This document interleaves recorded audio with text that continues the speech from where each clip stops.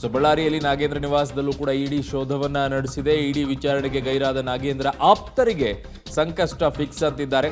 ವಿಚಾರಣೆಗೆ ಹಾಜರಾಗದೇನೆ ಕಳ್ಳಾಟ ಆಡಿದವರಿಗೆ ಇಡಿ ನೋಟಿಸ್ ಅನ್ನ ನೀಡಿದೆ. ಇಡಿ ಅಧಿಕಾರಿಗಳ ಕೈಗೆ ಸಿಗ್ತಾ ಇಲ್ಲ ನಾಗೇಂದ್ರ ಅವರ 4 ಆಪ್ತರು. ಖಾಸಗಿ ಆಪ್ತ ಸಹಾಯಕ ವಿಜಯ್ ಕುಮಾರ್ ಸೇರಿ 4ವರಿಗೆ ಈಗ ಇಡಿ ನೋಟಿಸ್ ಅನ್ನ ಸರ್ವ್ ಮಾಡಿದೆ. ಬೆಂಗಳೂರಿಗೆ ಬಂದು ವಿಚಾರಣೆಗೆ ಹಾಜರಾಗುವಂತೆ ಇಡಿ ನೋಟಿಸ್ ಅನ್ನ ಕೊಟ್ಟಿದೆ. ನಿನ್ನೆ ಬೆಳಗ್ಗೆ 7ರಿಂದ ಸಂಜೆ 7ರವರೆಗೂ ಕೂಡ ಇಡಿ ತಂಡ ಶೋಧ ಕಾರ್ಯವನ್ನು ಬಳ್ಳಾರಿಯಲ್ಲಿ ಮಾಡಿತ್ತು. ಇಡಿ ರೇಡ್ ವೇಳೆ ನಾಗೇಂದ್ರ ಕುಟುಂಬಸ್ಥರು ಇರಲಿಲ್ಲ ಅಲ್ಲಿ. ಆಪ್ತ ಸಹಾಯಕ ಚೇತನ್ ಮತ್ತು ಮಾಧ್ಯಮ ಸಲಹೆಗಾರ ನಾಗರಾಜ್ ವಿಚಾರಣೆಯನ್ನ ಮಾಡಿದ್ರು.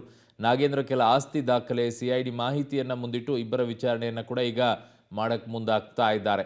ಸೊ ಹಲವು ವಿಚಾರಗಳು ಒಂದೊಂದಾಗಿ ಕೆಣಕಿದಷ್ಟು ಇನ್ನೊಂದಿಷ್ಟು ಬೇರೆ ಬೇರೆ ಆಯಾಮಗಳಲ್ಲಿ ತನಿಖೆ ಹೋಗ್ತಾ ಇದೆ. ಆರಂಭದಲ್ಲಿ ಪೊಲೀಸರಾಯಿತು, ಆಮೇಲೆ SIT ಆಯಿತು, ಆಮೇಲೆ CBI ಆಯಿತು, ಆಮೇಲೆ ಇಡಿ ಎಂಟ್ರಿ ಕೊಟ್ಟಿದೆ. ಇನ್ನು IT ಏನಾದರೂ ಎಂಟ್ರಿ ಕೊಡುತ್ತಾ ಗೊತ್ತಿಲ್ಲ. ಕಾರಣ ಇಲ್ಲಿ ಏನೋ ಹುಡುಕಕ್ಕೆ ಹೋಗ್ಬಿಟ್ಟು ಇನ್ಯಾವುದೋ ಮಾಹಿತಿಗಳು ಸಿಕ್ಕಾಗ ಅದನ್ನು ITಗೆ ಟ್ರಾನ್ಸ್ಫರ್ ಮಾಡ್ತಾರೆ. IT ಅವರು ಕೂಡ ಎಂಟ್ರಿ ಕೊಡುವಂತಹ ಸಾಧ್ಯತೆಯೂ ಕೂಡ ಇರುತ್ತೆ. ನನ್ನ ಸಹೋದ್ಯೋಗಿ ಈಗ ಬಳ್ಳಾರಿಯಿಂದ ಅಮರೇಶ್ ನನ್ನ ಸಂಪರ್ಕಕ್ಕೆ ಸಿಗ್ತಾ ಇದ್ದಾರೆ. ಅಮರೇಶ್, ಏನಿವತ್ತು ಬಳ್ಳಾರಿಯಲ್ಲಿ ನಿನ್ನೆಯೂ ಕೂಡ ಇದೇ ರೀತಿಯಾಗಿ ಬೆಳವಣಿಗೆಗಳಾಗ್ತಾ ಇತ್ತು. ಇವತ್ತು ಏನೆಲ್ಲ ಲೆಕ್ಕಾಚಾರಗಳಿದೆ? ನೋಟಿಸ್ ಕೊಟ್ಟ ಮೇಲೆ ಇವತ್ತು ಇಡಿ ಅವರ ಆಪ್ತರ ಮನೆಯನ್ನು ಹುಡುಕೋ ಅವಶ್ಯಕತೆ ಇಲ್ಲ ಅಂತ ಕಾಣಿಸುತ್ತೆ. ಬಟ್ ಈಗ ಮತ್ತೊಮ್ಮೆ ಏನಾದರೂ ನಾಗೇಂದ್ರ ಅವರ ನಿವಾಸದಲ್ಲೇ ಶೋಧ ಮಾಡ್ತಾರಾ?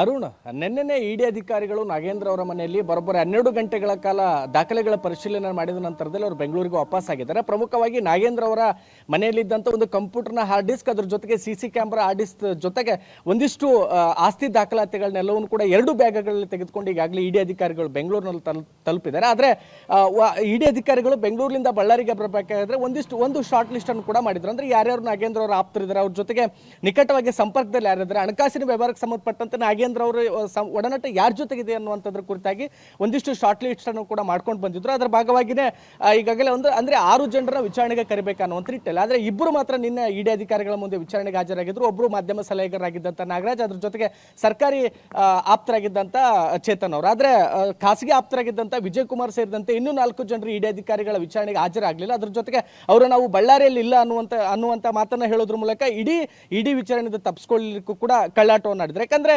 ನಾಗೇಂದ್ರ ಅವರ ಬಹುತೇಕ ವ್ಯಾಪಾರ ಅಂದ್ರೆ ಏನೋ ಒಂದಿಷ್ಟು ವಹಿವಾಟೇನಿದೆ, ಆಸ್ತಿಗಳ ವಿಚಾರಕ್ಕೆ ಸಂಬಂಧಪಟ್ಟಂತೆ ಆಗಿರ್ಬೋದು ಮತ್ತು ಅವರ ಈ ರಾಜಕೀಯ ವಿಚಾರಕ್ಕೆ ಸಂಬಂಧಪಟ್ಟಂತೆ ಸಂಪೂರ್ಣವಾಗಿ ಮಾಹಿತಿ ಇರುವಂತದ್ದು ವಿಜಯ್ ಕುಮಾರ್ ಅವರಿಗೆ. ಹೀಗಾಗಿನೇ ವಿಜಯ್ ಕುಮಾರ್ ಅವರು ಸೇರಿದಂತೆ 4 ಜನ ಇದ್ರು. ಒಂದಿಷ್ಟು ಹಣಕಾಸಿನ ವ್ಯವಹಾರ ಕೂಡ ನಾಗೇಂದ್ರ ಅವ್ರ ಜೊತೆಗೆ ನಡೆದಿತ್ತು. ಹೀಗಾಗಿನೇ ಇಡಿ ಅಧಿಕಾರಿಗಳ ಮುಂದೆ ಒಂದು ವೇಳೆ ನಾವು ಹಾಜರಾದ್ರೆ ಅಲ್ಲಿಯೂ ಕೂಡ ನಾವು ಲಾಕ್ ಆಗ್ತಕ್ಕಂಥ ಸಾಧ್ಯತೆ ಇದೆ. ಮತ್ತಷ್ಟು ವಿಚಾರಗಳನ್ನ ಕೆದಕ್ತಕ್ಕಂಥ ಸನ್ನಿವೇಶಗಳು ಬರ್ಬೋದು ಅನ್ನೋ ಕಾರಣಕ್ಕಾಗಿನೇ ಇನ್ನು 4 ಜನ ನಾಗೇಂದ್ರ ಅವ್ರ ಆಪ್ತರಿದ್ರು, ಎಲ್ಲರೂ ಕೂಡ ನಾಪತ್ತೆ ಆಗಿದ್ರೆ ಇದೀಗ ಇಡಿ ಅಧಿಕಾರಿಗಳು ಅವರಿಗೆ ನೋಟಿಸ್ ಅನ್ನು ಕೊಡೋದ್ರ ಮೂಲಕ ಬೆಂಗಳೂರಿಗೆ ಬಂದು ವಿಚಾರಣೆಗೆ ಹಾಜರಾಗಬೇಕು ಅನ್ನುವಂತ ಈ ಖಡಕ್ ಎಚ್ಚರಿಕೆಯನ್ನು ಅದರ ಜೊತೆಗೆ ಸಂದೇಶವನ್ನು ಕೂಡ ಕೊಟ್ಟಿದ್ದಾರೆ. ಹೀಗಾಗಿ ಏನು 4 ಜನ ನಾಗೇಂದ್ರ ಅವರ ಆಪ್ತರಿದ್ದಾರೆ, ಅವರು ಬೆಂಗಳೂರಿನಲ್ಲಿ ವಿಚಾರಣೆಗೆ ಹಾಜರಾಗಲೇಬೇಕಾದಂತ ಅನಿವಾರ್ಯತೆ ಕೂಡ ಎದುರಾಗಿದೆ. ಹೀಗಾಗಿ ಆ ಒಂದು ಆಪ್ತರ ಮೂಲಕ ಒಂದಿಷ್ಟು ನಾಗೇಂದ್ರ ಅವರ ಹಣಕಾಸಿನ ವಿಚಾರಗಳು ಕೂಡ ಬಯಲಾಗ್ತಕ್ಕಂಥ ಸಾಧ್ಯತೆಗಳಿರೋದ್ರಿಂದ ಇಡೀ ಎಲ್ಲ ಪ್ರಕರಣ ಏನಿದೆ ಈಗ ಈ ಬಳ್ಳಾರಿಯಲ್ಲಿ ಇಡಿ ಅಧಿಕಾರಿಗಳ ವಿಚಾರಣೆ ಆಯಿತು. ಅದಾದ್ಮೇಲೆ ಒಂದಿಷ್ಟು ದಾಖಲೆಗಳನ್ನ ಬೆಂಗಳೂರಿಗೆ ಕೊಂಡೊಯ್ದ್ರು. ಮತ್ತೆ ಈಗ 4 ಜನ ಆಪ್ತರ ವಿಚಾರಣೆ ನಂತರದಲ್ಲಿ ನಾಗೇಂದ್ರ ಅವರಿಗೆ ಖಂಡಿತವಾಗಿಯೂ ಸಂಕಷ್ಟ ತಪ್ಪಿದ್ದಲ್ಲ ಅನ್ನುವಂತ ವಿಚಾರಗಳ ಚರ್ಚೆ ಆಗ್ತದೆ. ಹೀಗಾಗಿನೇ ಈ 4 ಜನ ನಾಗೇಂದ್ರ ಅವರು ಆಪ್ತರಿದ್ದಾರೆ, ಅವರು ಇಡಿ ಅಧಿಕಾರಿಗಳ ಮುಂದೆ ಹಾಜರಾಗದೆ ಒಂದಿಷ್ಟು ತಂತ್ರಗಾರಿಕೆಯನ್ನು ಮಾಡ್ತಾ ಇದ್ದಾರೆ. ಆದ್ರೆ ಅವರಿಗೆ ಸಂಕಷ್ಟ ಮಾತ್ರ ತಪ್ಪಿದ್ದಲ್ಲ ಅನ್ನುವಂಥದ್ದನ್ನು ಕೂಡ ಇಲ್ಲಿ ಗಮನಿಸಬೇಕಾಗಿದೆ. ಅರುಣ್, ಹಂಗಿದ್ರೆ ಬಳ್ಳಾರಿಯಲ್ಲಿ ಇವತ್ತೇನು ಆಟಗಳಿಲ್ಲ, ಇಡಿ ಅವರದ್ದು ಎಲ್ಲ ಮುಗಿದೋಗಿದೆ.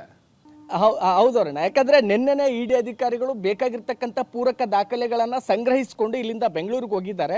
ಇಲ್ಲಿ ಯಾರ್ಯಾರು ಕಳ್ಳಾಟವನ್ನ ಆಡಿದ್ರು ಇಡಿ ಅಧಿಕಾರಿಗಳ ಮುಂದೆ ವಿಚಾರಣೆಗೆ ಬಾರದೆ ಅವರಿಗೆ ನೋಟಿಸ್ ಅನ್ನ ಸರ್ವ್ ಮಾಡೋದ್ರ ಮೂಲಕ ನೀವು ಬೆಂಗಳೂರಿಗೇನೆ ಬಂದು ವಿಚಾರಣೆನ ಎದುರಿಸಬೇಕನ್ನುವಂತ ಒಂದು ಮಾತನ್ನ ಹೇಳೋದ್ರ ಮೂಲಕ ಅವರಿಗೆ ಕರೆಯನ್ನು ಕೂಡ ಮಾಡಿದ್ರು. ಮತ್ತೆ ನೋಟಿಸ್ ಅನ್ನು ಕೂಡ ಕೊಡೋದ್ರ ಮೂಲಕ ಅವರು ಬೆಂಗಳೂರಿಗೆ ಹಾಜರಾಗಬೇಕು ಅನ್ನುವಂತ ಮಾತನ್ನ ಹೇಳಿದ್ದಾರೆ. ಹೀಗಾಗಿನೇ ಇಲ್ಲಿ ಬಳ್ಳಾರಿಯಲ್ಲಿ ಸದ್ಯಕ್ಕೆ ಈಗ ಇಡಿ ಅಧಿಕಾರಿಗಳು ಇಲ್ಲಿ ಯಾರೂ ಇಲ್ಲ.